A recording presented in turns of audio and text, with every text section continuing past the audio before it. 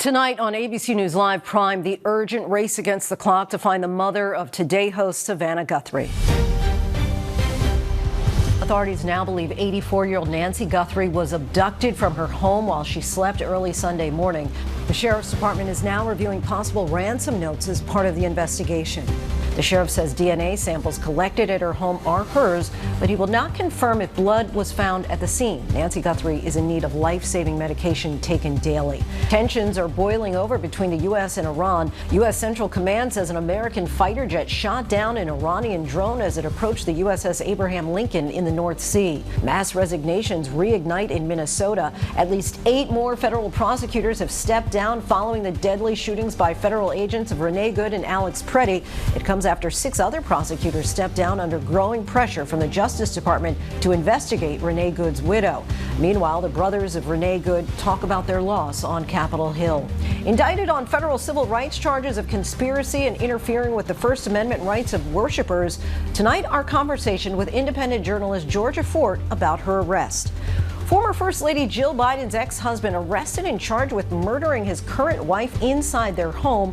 What we're learning about the case. More than 2 years in captivity, a hostage, tortured and isolated.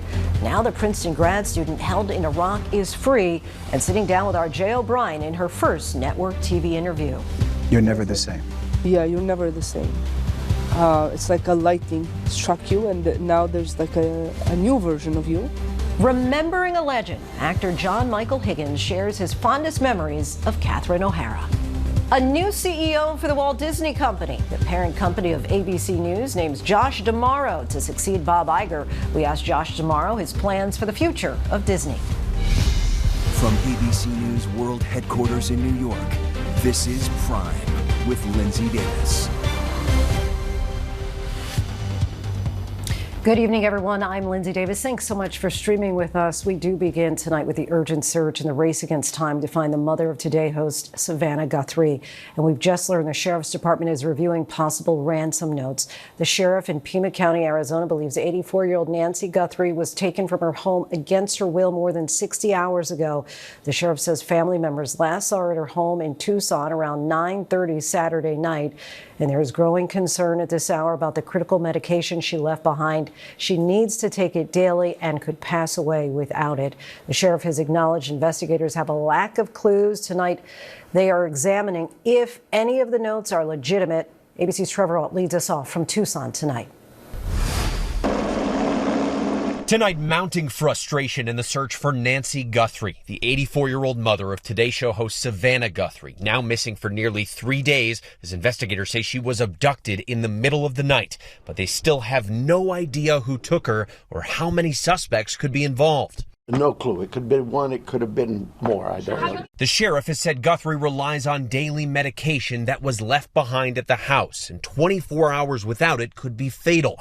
Now more than 60 hours since she was taken, the sheriff asked if they're searching for someone who is still alive. We hope we are.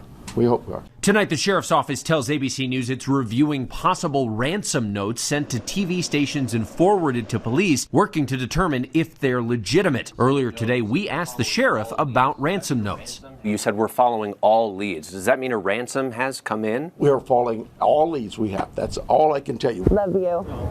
We love you. Nancy Guthrie has frequently appeared on her daughter's show. Is there any indication so far as to whether this was a random abduction or targeted? We're looking at all the leads, and we don't know. We're going to assume both sides of that. We'll look at both sides of that. The sheriff's office tells me they've received hundreds of tips. And while there are security cameras at the home, they still haven't been able to access the footage. And one camera that was attached to the front of the house is missing. The sheriff says so far no DNA results have identified any suspects. Trevor Ault joins us now live from the property. Trevor, we know that the FBI is also getting involved. Any word yet on how exactly they're helping? Yeah, so they're in a full support role. That's what they say, Lindsay, but they're doing things like analyzing cell phone data and also conducting interviews here on the ground. Of course, this investigation is still ongoing. You might be able to hear there's a sheriff's helicopter that's hovering over the house right now. We're unclear what exactly they're doing or what they're surveying in the area, but this is still a very active investigation where it doesn't seem like they are all that close from locating Nancy Guthrie, but that's not going to stop their efforts moving forward. And all the while, of course, Savannah Guthrie continues to post on social media. She's asking for prayers, and she said, bring her home. Lindsay? So many sending up their prayers, and indeed a very active scene. We can hear that helicopter. Trevor Ault, our thanks to you. The Minnesota U.S. Attorney's Office is seeing another wave of resignations following the deadly shootings by federal agents. And on Capitol Hill today, Renee Good's brother spoke lovingly of their sister during a hearing. ABC's Matt Rivers is in Minneapolis with the latest.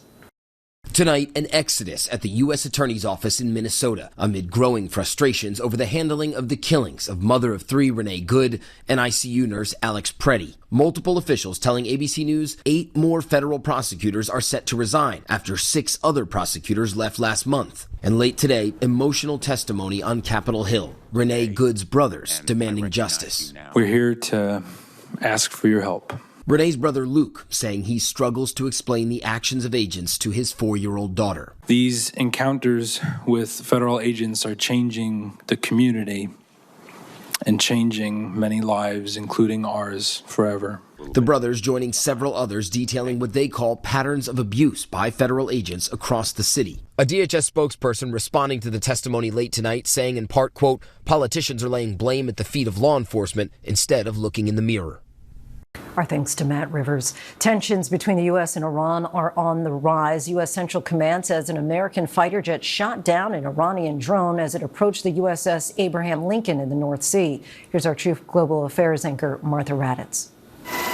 The USS carrier Lincoln was some 500 miles from Iran's southern coast in international waters when U.S. Central Command says an Iranian drone aggressively approached the carrier with unclear intent. Despite attempts to de-escalate the situation by U.S. forces, they say the drone continued its approach toward the ship and a U.S. F-35 fighter jet shot it down. President Trump has made it clear he will take military action against Iran if they do not negotiate a deal on their nuclear program or support of proxy groups. They are negotiating. They'd like to do something, and we'll see if something is going to be done. They had a chance to do something a while ago, and it didn't work out. But hours after the drone was shot down, the president said negotiations with Iran planned for later this week in Turkey will continue. President Trump is always wanting to pursue diplomacy first, but obviously it takes 2 to tango. Our thanks to Martha. The ex-husband of former First Lady Jill Biden has been charged with the murder of his current wife. William Stevenson allegedly killed his wife during a domestic dispute in their Delaware home in December. Linda Stevenson was found unresponsive in their living room. The former First Lady divorced Stevenson in 1975. The Bidens have not commented on the matter. Tonight, President Trump is doubling down on his calls to nationalize elections as new images emerge of the FBI raid on the election office in Fulton County, Georgia. ABC's Rachel Scott reports from the White House. So we have the right to be here? Tonight, new video of the moments FBI agents raided the election office in Fulton County, Georgia, to seize ballots and voting records from the 2020 election. One way or the other, the records are coming with us today. Agents later speaking with President Trump, who falsely claims he won Georgia in 2020. Fulton County Commissioner today saying the president can't accept the fact that he lost. If they believe that Fulton County is a hotbed of fraud, why are they only looking at the 2020 election? Why not look at the 2024 election where he won? Why not look at the 2016 election where he won, right? Because he likes the outcome. Former President Joe Biden won the 2020 election by 7 million votes, and the Electoral College 306 to 232. Today, surrounded by top Republicans, President Trump doubled down on his call for the federal government to take over elections, even though the Constitution says that's a job for the states. If a state can't run an election, I think the people behind me should do something about it. Because, if you think about it, a state is an agent for the federal government in elections. I don't know why the federal government doesn't do them anyway. Rachel Scott reporting. For more now, we're joined by Oklahoma Republican Senator James Langford. Senator, thank you so much, as always, for joining us with a lot to get to tonight. Let's start with the president's comments about nationalizing elections after that Fulton County raid. Today, Majority Leader Thune said he's not in favor and called it a constitutional issue. Are you comfortable with the current system with the states running their own elections? Yeah, states run their own elections, but it is federal law already that you cannot be from another country and not be a citizen of the United States and vote in American elections that have a federal connection. The hard part is that's federal law, but there's just not a way to be able to enforce that or to be able to track it. And so part of the conversation now is how do we make sure that the people that are voting are actually American citizens? Now, I would assume it's extremely rare for a non-citizen to vote, but we really don't know. It appears a more lengthy shutdown has now been averted, but there will be negotiations to come over funding for ICE. ICE agents will now wear body cameras. Is there anything in the wake of the death of Alex Pretti that you believe that ICE should improve upon? Sure, yeah. There's several things that already have happened. Obviously, Tom Homan stepped in and he's saying, hey, we're going to change the way that we're handling things day to day in Minnesota to be able to track that. The body-worn cameras for members of ICE and for Border Patrol, that was already in the original funding bill. That's what's interesting. We wanted to be able to pass that bill because it had $20 million for body-worn cameras on it. We haven't been able to pass that, but we hope to be able to get that done. We already had millions of dollars in there for de-escalation training for ICE, but we've not been able to get that actually passed as well. So it's been an interesting dialogue back and forth. Right now, it's not just ICE funding being held up, though. Democrats are also holding up funding for FEMA, holding up funding for TSA, holding up funding for Coast Guard. So we're trying to be able to break through on this and say, if your beef is with ICE, let's talk about ICE issues on this, and let's talk about enforcement, what that's going to look like in sanctuary cities and jurisdictions. But let's not hold up all the funding as they're currently doing. Do you still have confidence in Homeland Security Secretary Kristi Noem? I do, actually. I know Kristi. I've served with her when I was in the House. We've had multiple conversations on this. I know what she is trying to accomplish. I know she's tried to be very, very clear in a lot of our statements on it. And there are some statements I agree with and some that I disagree with. And she and I can have private conversations about that. But she is trying to be able to get us to a more secure nation on this. What she has led in the border area under President Trump's leadership has been remarkable in that we have almost zero even attempted crossings across our southern border. You're out with a list of wasteful federal funding. Is there something that you found is particularly egregious? Oh, yeah, the most egregious this year, and I put out a federal fumble book every single year to be able to identify areas of waste and to say, how can we actually make a difference? We don't just put out the ideas of the problems, we also put out solutions on for every single one of those. The most egregious last year was the 43-day shutdown. It was not only embarrassing on the world stage, but we lost about $85 billion in our economy based on that 43-day shutdown. That's an enormous amount of waste. That was lost time, lost productivity, all the things that we lost that we just can't get back again because of that government shutdown. I have a bipartisan bill with Maggie Hassan from New Hampshire that we're working together to end government shutdowns forever. President Trump, as you know, is suing the IRS for $10 billion over the leak of his tax returns. Do you feel that it's appropriate for the president to be suing his own administration, which, of course, he is the boss of? Yeah, he is the boss of, and the people that he has actually assigned to actually manage some of these areas would be some of the folks that would make decisions on this. I think what he's trying to do is to hold the bureaucracy accountable. He's also made the statement to say he's not trying to actually collect $10 billion, but he's trying to get everyone's attention to say why were his particular tax records actually leaked out in public. That is a federal crime to do that, and there was some sloppiness in the process, and not just the president, but several other people. It basically became enemies of the Biden administration. They started leaking out all the tax records, trying to be able to put those out there in the public sphere. That should not be done by any administration, Republican or Democrat, to be able to leak out private tax records, to be able to put that out for your political enemies. So you don't have a problem with the lawsuit? Oh, I do have a problem if the administration is trying to actually collect $10 billion of American tax dollars, because that's American tax dollars that would actually be used to be able to pay on that. I don't think that's appropriate on it, but I don't think the president's trying to actually collect $10 billion. I think he's trying to be able to put a marker down and to be able to say, let's actually get someone's attention and let's start this process. Senator Lankford, so appreciate your time. You bet. And some breaking news. We're learning that Senator Mitch McConnell has checked himself into the hospital with the flu. He spent the night there. His staff says that he has a positive prognosis, and the former majority leader looks forward to returning to the Senate soon. Former President and First Lady Bill and Hillary Clinton have both agreed to depositions on convicted sex offender Jeffrey Epstein. The couple is scheduled to testify February 26th and 27th. Each deposition will be closed to the public. Both were threatened with contempt if neither appeared. President Clinton, who knew Epstein Epstein denies any knowledge of his crime, saying that he broke off contact 2 decades ago. The Clintons have not been accused of any crimes by Epstein survivors.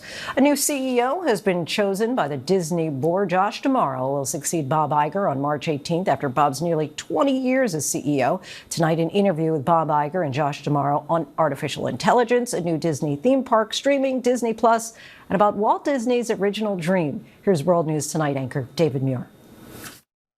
Gentlemen, thank you for doing this, for sitting down with me. I guess I have to say congratulations to you both. That would be appropriate. Yeah, an incredible tenure and a new chapter begins. I was thinking about people watching at home and thought I would ask about them first, because I think everybody has, a Disney childhood memory, a favorite Disney movie, a favorite Disney character through the years, a trip to Disney World or Disneyland.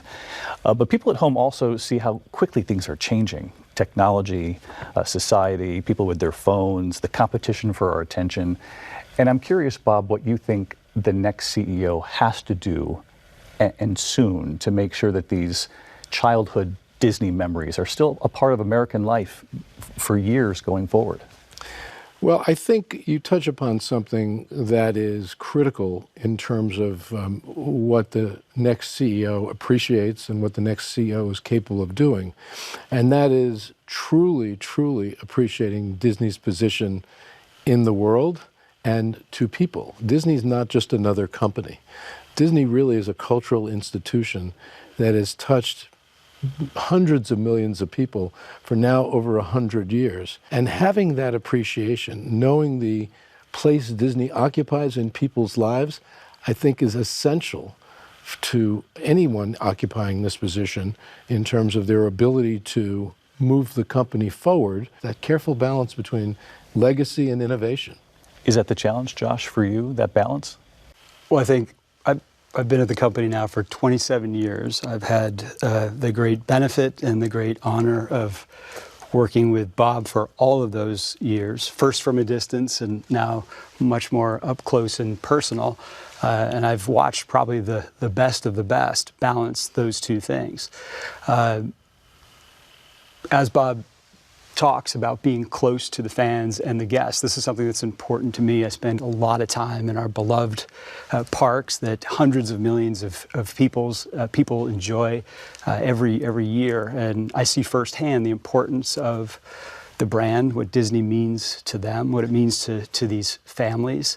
And when you feel that and you understand the legacy of this place and the fact that you need to keep pushing forward and being innovative, I think I'm ready for that challenge, but I've learned from the best of the best. We sit here in the theater that Walt Disney originally built, and we're all familiar with what Walt did. This new documentary, Handcrafted, really shows just the incredible risk-taking that Walt went through. He leveraged everything. He leveraged his home to build Disneyland in a year.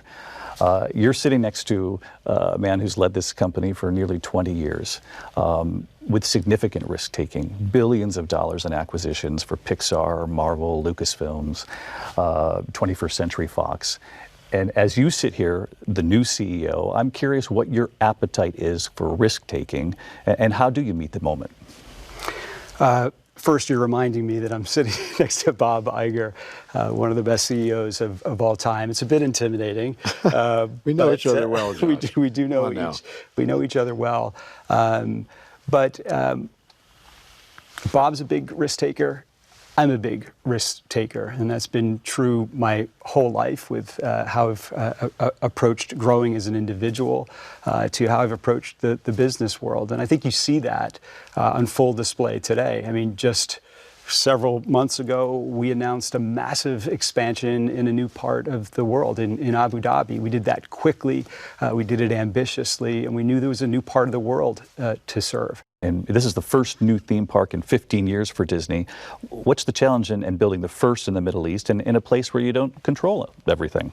Bob has, for quite a long time, thought about the Middle East as a place that we'd like to grow. And when he came back, we had an opportunity to sit down and say, let's go for this. Can we find the right partner? Is this the right part of the world? And we quickly determined, yes. We have a great partner that we're working with, and this part of the world represents a population that is young, that is huge. In fact, within a 4-hour flight radius of Abu Dhabi. A third of the world's population is there. I saw that image of you, Bob, that you posted. Yes, walking on the property that will one day be Disneyland. When Josh and I first visited, we stood on that same property, and you look at the water, and you look at the sand, you look at the place that you're in, and you dream big ambition, and you think, well, we can do this. Let me ask about another bet. Disney recently made news for this $1 billion bet in OpenAI, artificial intelligence. People at home certainly know about artificial intelligence, the risks, the rewards. It's made some folks, uneasy about where we're headed. It's going to allow, people who are on social media create their own videos with Disney characters from, Star Wars, what have you, from Elsa to Mickey Mouse. I'm just curious, Bob, how you go about stepping in that direction while at the same time protecting the Disney character, protecting the humans behind the character who created it, the actors, while also embracing where we're all headed. I'm glad you raised that, because one of the reasons Josh was chosen for this position is I've observed him over the years that we've worked together as someone that views technology as an opportunity and not a threat.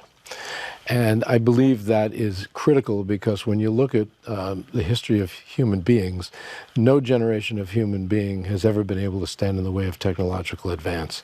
It happens. The reason this company is so special is because of how creative we are and the human beings that are generating that creativity. In my mind, that never gets replaced. And in fact, this isn't even theory anymore. This is real. Like AI, to Bob's point, is here, and it's something that we're embracing, and you're seeing it supercharge these creatives in amazing ways. And they've embraced artificial intelligence. If you were to walk over to their studios today and see them using AI, harnessing 70 years of history. This is when the Walt Disney Company thrives, when technology intersects with brilliant people and creativity, and we're in that moment right now. Let me ask you about the streaming wars.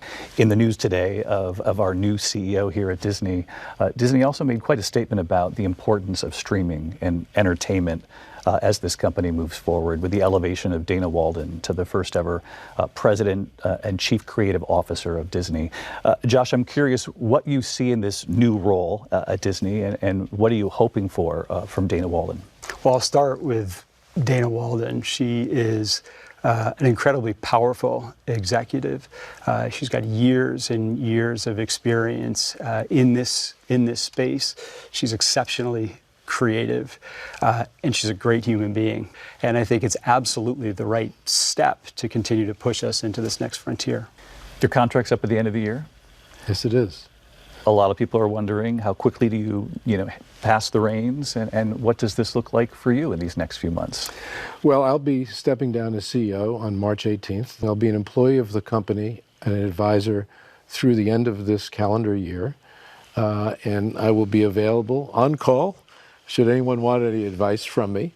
I'll call him. And he plans to, as we walk the Disney lot, both men aware of the weight of this role.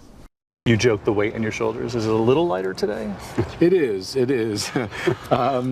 Yeah, you can't just turn the switch off one day on something that you've been so involved with, and it's such an important part of your life. But I'm just looking forward to quieter moments and quieter days and a little bit more, room in my life. But we know Bob Iger, it's not going to be too quiet, if I had to guess. And for you, conversely, is the weight a little heavier?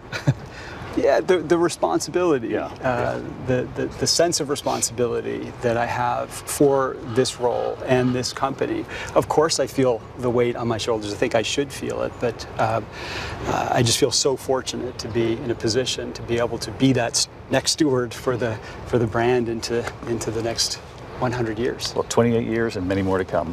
Congrats, Josh. Well earned. Well deserved. Thanks, Dave. Thank you, Bob. Our thanks to David for that conversation. Disney is, of course, the parent company of ABC News.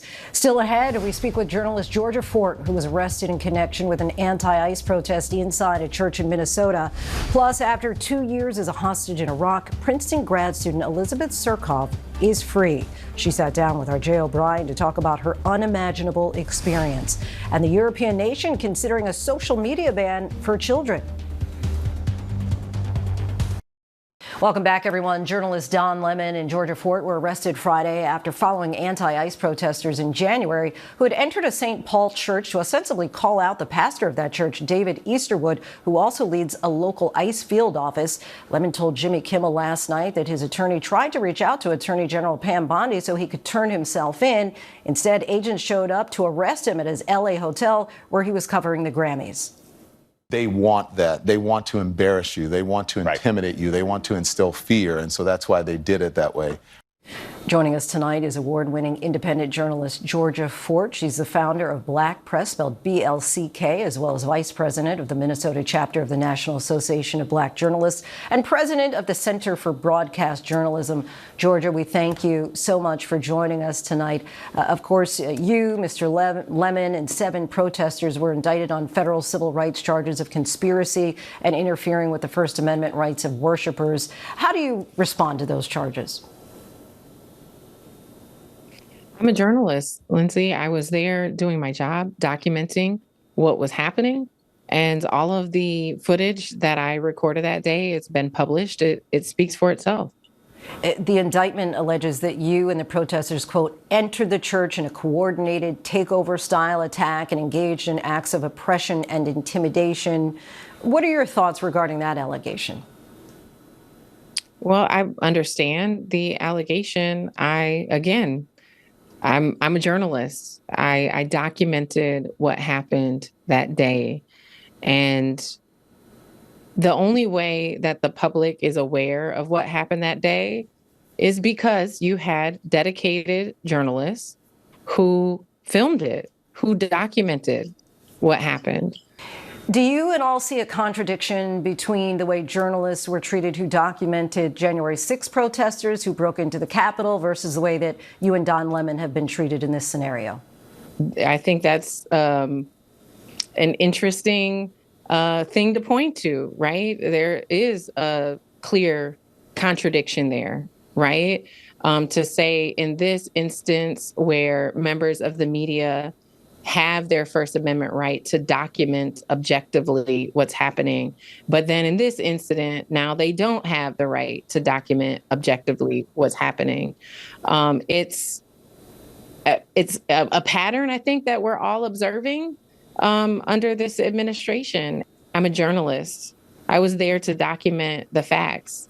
We're at a point in our country where our nation deserves to have a record, an accurate, truthful record of what is happening. And for that reason, I think that we need to protect members of the press. You live streamed as agents showed up at your home Friday morning with your children inside. I want to play a quick clip for our viewers. Right now, you guys, I wanted you to know I'm going to have to hop off here and surrender to agents as a member of the press. I filmed the church protest a few weeks ago, and now I'm being arrested for that. What did agents tell you in that moment? What was your detention like? Agents informed me that there was an arrest warrant. I continue to inform them I'm a member of the press and that this is a violation of my constitutional rights. They told me they were just doing their jobs. I continued to ask if I could speak with my attorney.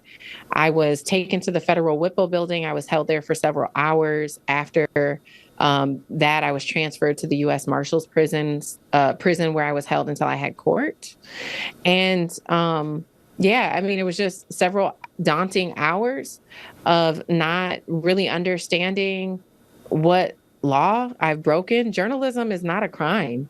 Do you have any other advice for journalists who cover events as you do, who now may be a little bit gun shy to follow that protest? I think we're at a time that requires courage. I just truly hope that the public understands an attack against the press is not just an attack against journalists.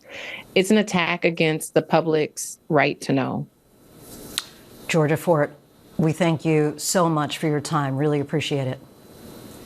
Thank you. Coming up, skier Lindsey Vonn is confident she can still compete at the Milan Olympics after rupturing her ACL last week. The question now is how. And the Smithsonian's National Zoo is celebrating the first birth of an Asian elephant in nearly 25 years. We'll tell you about the heated competition to name the new female calf.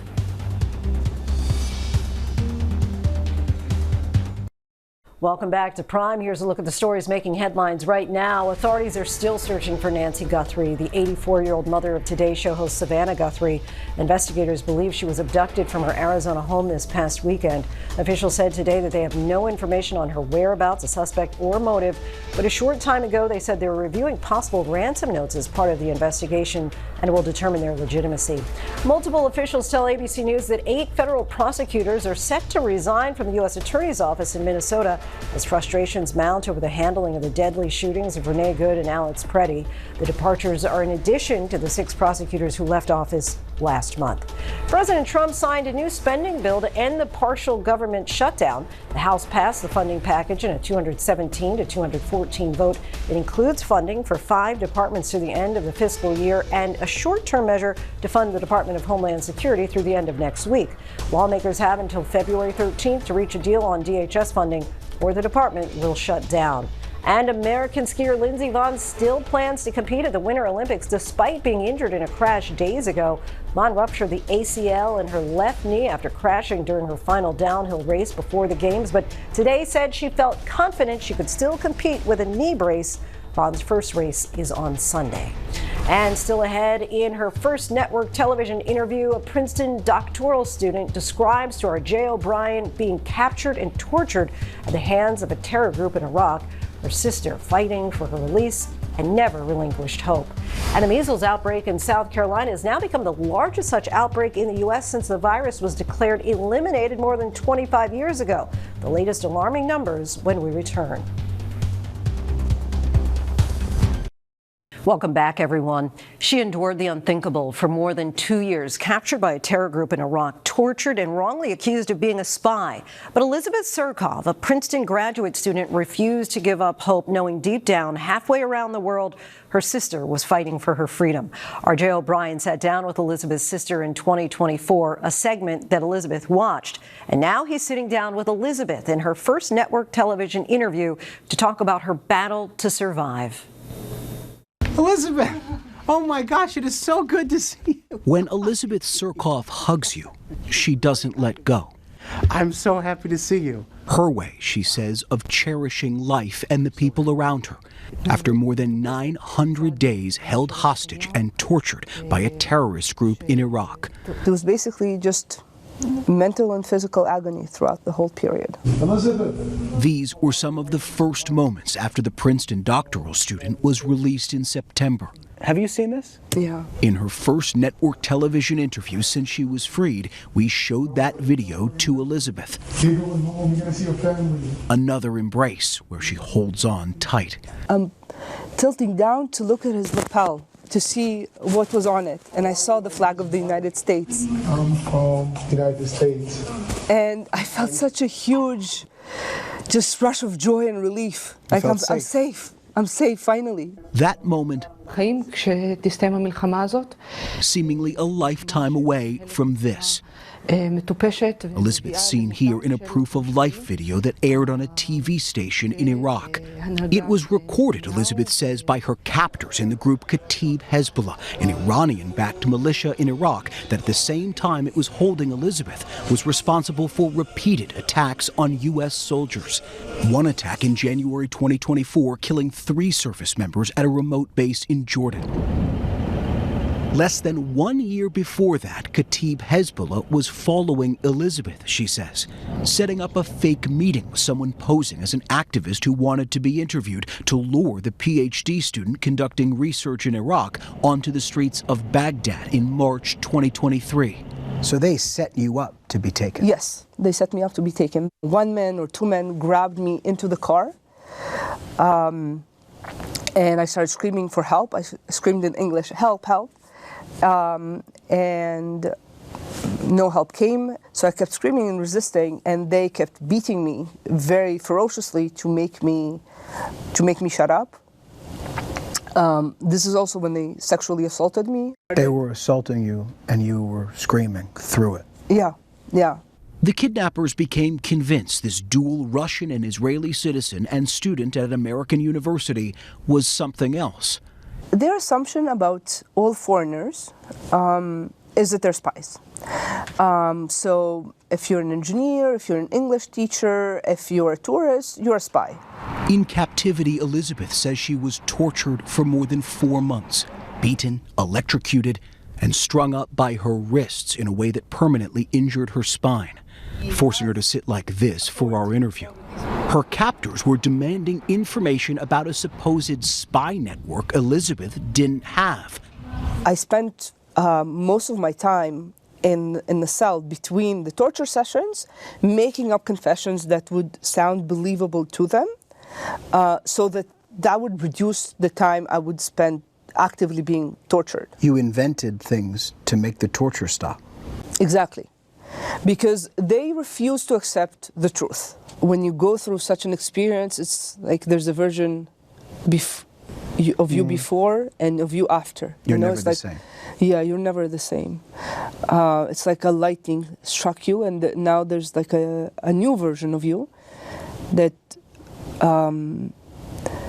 there's really, there's something terrifying about just witnessing this evil. Elizabeth, now 39, spent 2 birthdays in captivity. Free her now. Thousands of miles away, Emma Surkoff was working around the clock to free her older sister, leaning on the Iraqi government to help secure Elizabeth's release, speaking to us in 2024.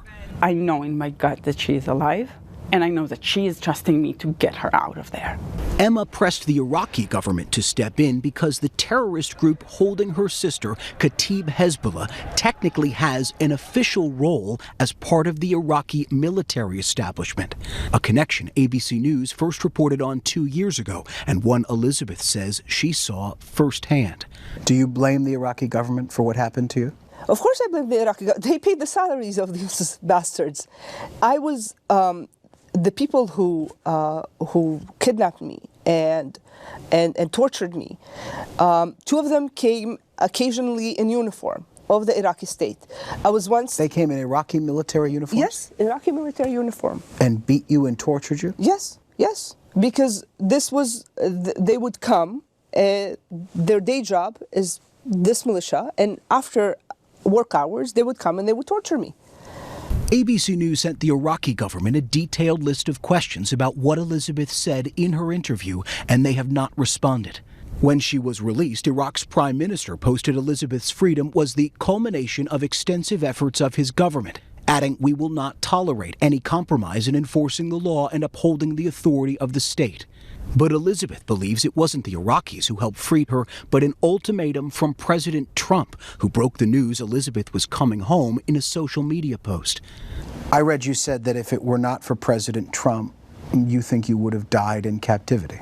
Yes, I believe this. And I'm a liberal, and this is the reality. What kept you going? Yeah. I think, I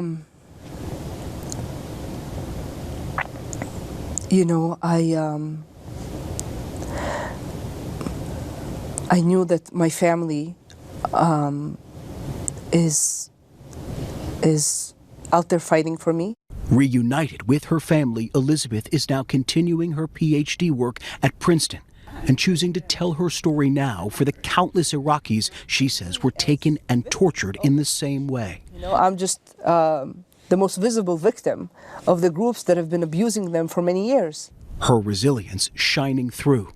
Home, safe, but never the same. I know that I'm safe, but the memories can flood back to you in an instant. Yeah, and I'm afraid they will always remain with me. This is now part of who I am. Such a harrowing experience. Our thanks to Jael Bryan for that. Coming up, remembering Catherine O'Hara, we'll talk to actor and longtime friend John Michael Higgins about the legendary actress. And good news for all those throwing Super Bowl parties. Some of your favorite snacks may cost a bit less this year.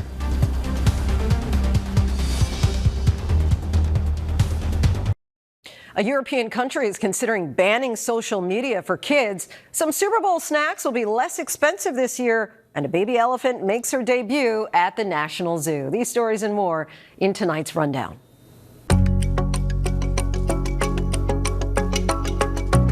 A Santa Clarita girls hockey team chose to play through their pain after they were involved in a deadly crash in Colorado. The Santa Clarita Lady Flyers won the Western Girls Hockey Championship over the weekend, just days after a snowplow crashed into one of their team vans in Colorado. The father of one of the players was behind the wheel of the van and was killed in the accident. A memorial outside of their home rink was built to celebrate their big accomplishment and to recognize the several families who were involved in the deadly crash. Spain is considering following other European countries by enacting a social media ban for users under 16 years old. Spanish Prime Minister Pedro Sanchez said that the country would require platforms to use age verification technology to ensure the user is of an appropriate age. Spain would join a growing number of countries that have considered shielding younger citizens from the harmful nature of some content online. 29 new measles cases are being reported in the South Carolina outbreak, bringing the total number of cases in the outbreak to 876. It's become the largest measles outbreak in the U.S. since the virus was declared eliminated in 2000. South Carolina health officials say there are currently more than 350 people in quarantine, and most of the reported cases involve children. PepsiCo is trying to lure customers back in with lower prices as the company is seeing softening demand for their products. It comes after years of price hikes that drove record revenue but led to people buying less product. The company, which makes the name brand soda and other snacks, says that they're going to cut prices and reduce their product offerings by about 20%. Some snack brands affected by the price cut include Lay's, Doritos, Tostitos, and more. Students at the University of Notre Dame took advantage of the massive snowstorm and built a fully functional snow chapel on campus. The chapel boasted stained glass windows made of ice, multiple pinnacles with crosses made of snow and ice, and a main altar. The school decided to hold a campus-wide mass at the frozen cathedral, where many showed up to take part and see the temporary chapel for themselves. For the first time in nearly 25 years, the Smithsonian's National Zoo is celebrating the birth of an Asian elephant. The endangered species are difficult to breed in captivity, and it's the mother elephant's first calf. The zoo says that since both the mother and father's genetics are underrepresented in zoos, the newborn calf will help strengthen the biodiversity of the species. The zoo is also looking for names for the baby elephant and said that fans can vote for their favorite name by making a donation of $5 or more on the zoo's website. Tributes have poured in for actress and comedian Catherine O'Hara, who passed away Friday at 71 years old. Among the friends and colleagues remembering her is actor and comedian John Michael Higgins, who starred alongside her in films such as Best in Show, A Mighty Wind, and For Your Consideration. John Michael Higgins joins us now to talk about his work and friendship with Catherine. Thank you so much for joining us, and so sorry for the loss of your friend. I know that you all worked together, of course, in Best in Show back in 2000. What were your first impressions when you first met her? Well, Lindsay, thank you for having me on. I'm sad and bewildered, as everybody who has ever worked with Catherine or knew her is now. And I do remember meeting her for the first time. I'm laughing because that's who she was. Oh. When you meet her, you're going to be laughing pretty quickly. And we were gathering in Vancouver to shoot Best in Show, and I was a giant fan of Catherine's from her SCTV days and other things, movies, of course, that she had done. But I remember we all were nervous. These movies are tricky because there's no script, right? So we have to improvise all the dialogue ourselves. And everybody quickly starts getting into their head of like, was that funny enough? Is that going to be cut? Am I going to make it into the movie? So Catherine was always beating up on herself. It was like, oh, I should have said something funnier. Oh, I was way off story there.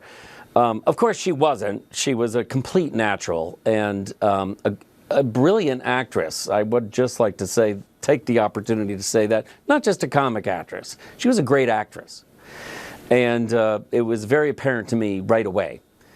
And in fact, when Catherine and I were alone in a screening room for, I believe, For Your Consideration, for some reason we hadn't seen it yet, the two of us, so we were sitting there. Oh, there's us sitting together there in the movie. And I remember at the end of it, Catherine was really sort of depressed. It was like, oh, all my jokes were cut. All my best jokes, which we always felt like with Christopher Guest movies. A lot of the stuff gets left on the floor because he just doesn't have time to put it all in. And some of it's really funny. A lot of it's really funny. And I immediately knew what that cut was about, that Christopher Guest and the editor, what they were seeing was an incredible performance by this wonderful actress, like the role of a lifetime. And they were not treating it as a sort of light comedic performance. I encourage anyone to watch it for your consideration. It's really a remarkable performance from Catherine. And I bring it up because Catherine was so hard on herself for not being funny enough, which is ridiculous. She was completely funny, but she didn't even see what a natural, fine, and very joyful actor she was for all of us. I think that humor came through the screen, even for those of us who didn't have the opportunity to know her personally. Of course, so much has been said about Catherine's work and the type of person she is. As someone who knew her well, what's something that you want people to know and remember about her? Well, you know, Catherine, the best way to say it is she loved to sing. She and I got along really well because we sing. And we're not professional singers. We love to express ourselves that way. She came from a very musical family. Her sisters were professional folk singers, and she was a natural harmonizer, as I am. And so we sang a lot together. And that's, in a way, how I remember her. And singing is it's one of the most joyful human activities. It's so good for you. And that's her. She would be mad at me right now for being so serious about all this. You know what I mean? She's like, come on, Michael. More laughter. It's not so bad. Let's sing a song, you know? And that's who she was. I have to say, it's hard to do an interview about her because she was not a tricky person. There was nothing hidden. It was all right on it was like, there she is. In fact, I remember she and I did an event, and young people were there, actors, and they asked for advice. And I remember what she said, which was, be careful when you're going into the room to audition, what foot you're going in on, meaning, what's the prow of your ship? Because it's going to be very difficult to turn that boat around if you're not being truthful about who you are. She said you have to be as respectful to yourself as the respect you hope to earn in the room. What great advice. Incredible, incredible thing to say to young actors. John Michael Higgins, we thank you so much for your insight and time. Really, really appreciate it. Thank you, Lindsay. Thank you for the opportunity. And that is our show for this hour. I'm Lindsay Davis. Be sure to stay tuned to ABC News Live for more context and analysis of the day's top stories. Thanks so much for streaming with us. Good night.